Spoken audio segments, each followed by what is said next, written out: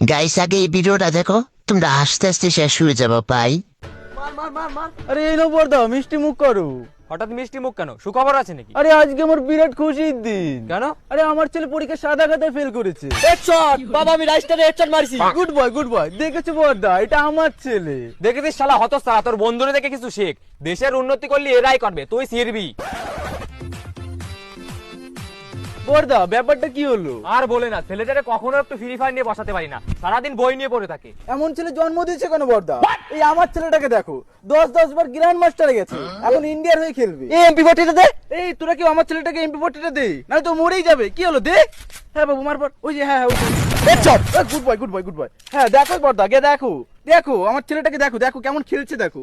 ও এ বাবু, তোর লেভেল কত রে? 73। তোর আর আমার ছেলেকে দেখো, এখনো 21 লেভেলে পড়ে আছে। তোমার ছেলে কি র্যাঙ্ক খেলে না তো, তাহলে হবে কি করে?